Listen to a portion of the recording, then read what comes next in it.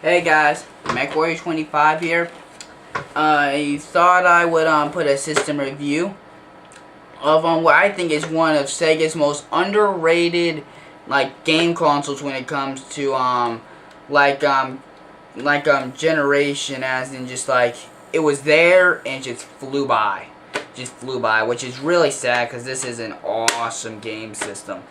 Never knew I'm gonna give you a couple hints. One, it wasn't known much for RPGs. Two, had so many fighters on it, was stupid.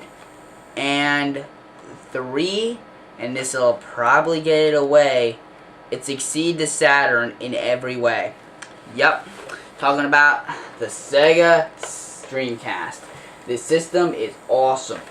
Let's talk about, you get your Sega Dreamcast logo right there. Love that logo, by the way. You get your power button. Obviously this is plugged in. Get open to open up the disk drive in there. You get a laser and all that stuff in there. Like that it's button open. You don't have to have the power in there, because on modern consoles today, I hate when you gotta actually make sure the system's plugged in or to get a game in there. When I'm transferring consoles to go to different places, I hate how I have to make sure the game's not in there. With this, I don't have to worry about that for that reason, and the games, which I'll show you some of Soul Calibur, which is awesome, it snaps in there, which is sweet. Last game system that did that, other than the GameCube did. Sorry. Anyway, it's sides, vents, not much. Front, you got 4 plugs. Yeah, 4 plug. And the controllers fit in there nice and tight. You'll find first part Sega controllers. You'll find third-party controllers. All work. I have the all my controllers are Sega Dreamcast, made by Sega. Though I do have other kinds of VMWs, which I'll show you in a minute. Okay, and the back is the most interesting part of the system. You get your AC adapter cord here. It has an internal block, so you don't have to have one of those bricks. And the same thing that you use for your PlayStation, this will work with too, which is great. And it also works with a PS2. Okay, so we got a serial port, which I'm not sure what that's for. If you guys can tell me that, I'd like to know. And here's your AV out, and has a custom AV out. Not that hard to find. You'll probably get it with your Sega Dreamcast anyway. Here's the most interesting part.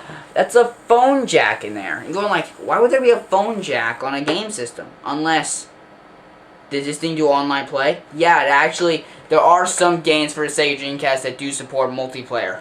The most notable, the one off the top of my head is the NFL 2K that Sega did.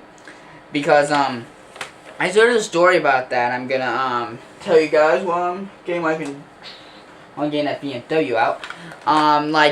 When the Saturn came out, EA was really pissed because they didn't tell them that the Saturn was being released. You can see other videos about that. But let's just say the Saturn's launch was a pile of duty. Anyway, when that happened, EA said, we're not making any games for any of your systems, period. For the Dreamcast. Nada. So Sega created their own line of sports games, which I think are better than the EA ones, honestly. It's really funny. Here I have a VMW, which is a visual memory unit. Yeah, I remember. This one's just a memory card, third party. The ones that are licensed, this would be replaced with a screen. Dreamcast would be right up here. They came in different colors. I've seen them. I have 2 white ones and a black one. And I've also seen them in red, which is sweet. What you would see here is a B button, an A button, a reset button, and a D-pad. What? Does it play games? Actually, the VMWs do play little mini games that you would get from your consoles. They have one for Sonic Adventure and a couple other game consoles like that. Here's what the games came in. They came in jewel cases, which is awesome. Never realized why they went to those long boxes. There's no need. Anyway, you get some sweet design on this one. This is as you can see, Soul Calibur. Showing you a little gameplay of this. This system's graphics is awesome. You get 128 bits of awesomeness with this. especially with Soul Calibur. Soul Calibur definitely shows what the system can do. Anyway, here's your discs here. You get like Dreamcast, they all that good stuff. Oh, I want to show you the controller because the controller is interesting. Here's the controller. It's like an arcadey kind of controller. You get a stick right here. This stick, it works fine. I prefer the Xbox 360 stick because it has a little indent where your thumb fits in it. But this stick works as well. You get a D-pad here. It's a D-pad. It'll do what you need. A, B, X, Y. You get these little candy flavored looking buttons. Reminds you of the arcades. This was supposed to be basically an arcade console.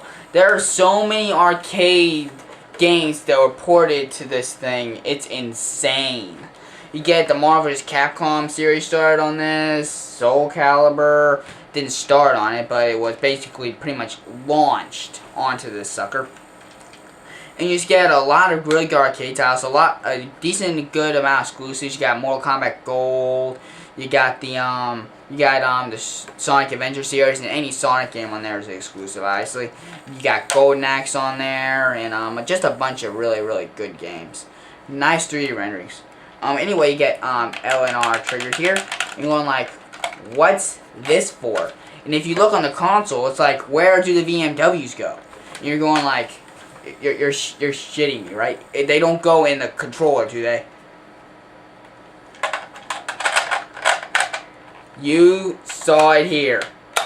The memory cards go in the controller. That's awesome. I hate putting them in the console because storing the console afterwards is not easy. My PS1 memory card is in my PS2 because that's hooked up and I can't put it in my PS1. It'll be too awkward. I hate that. So a lot of cool innovations. Of course, you got your VMW going in your controller. You got your awesome arcade controller. You got your open button. You just got all these great features.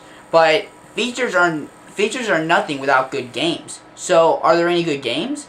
Well, heck yeah. You got Soul Calibur. You get Sonic Adventure. You get the Sega Sports, which I'm not really a sports fan for video games. But the Sega Sports series is really good. It's really good. I suggest you check them out. And then you get like Mortal Kombat Gold was an exclusive for it's just Mortal Kombat 4 for the Dreamcast, which is awesome. And you got like you do have a I believe I know there's at least one really good RPG, Grandia 2, Grandia, whatever you want to call it. You guys will know what I'm talking about. We get the 4-person here. It says compatible with Microsoft Windows CE. Oh, that's something I forgot to mention. Remember that phone line? You actually get Internet Explorer on this sucker. You get like Windows Explorer on this thing, which is, gosh, for like $19.99, this was insane. This was insane. And this thing was actually competing with the the Dreamcast was competing with the PlayStation, the N64, and that was about it. It got blown out when the PS2 came around, Xbox started, and the Xbox hit the scene. Which is sad because this was a great game console. This was great. And if you guys run across the Sega Dreamcast, get one. Just get one. There are so many good games, you will thank yourself. Though you can get a lot of the games on the modern consoles nowadays. Now see you in a second. I'm gonna show you a little gameplay. Alright guys, back again. Sorry it took me a sec to hook this all up. Anyway, I'm not gonna show you really any gameplay per se. I'm just gonna show you the opening for Soul Calibur because it uses the in-game sprites. These intro, I'm just gonna shut up and let you watch.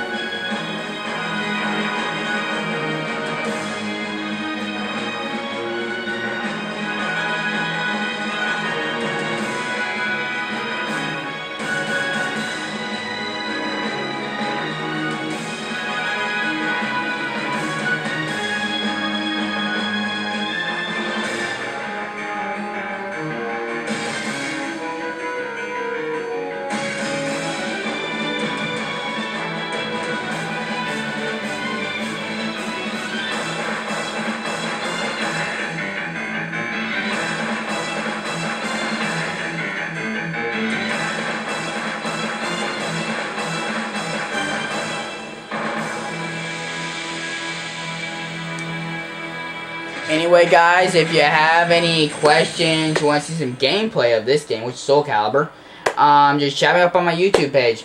Anyway, guys, see ya. The MechWarrior 25 is out of here.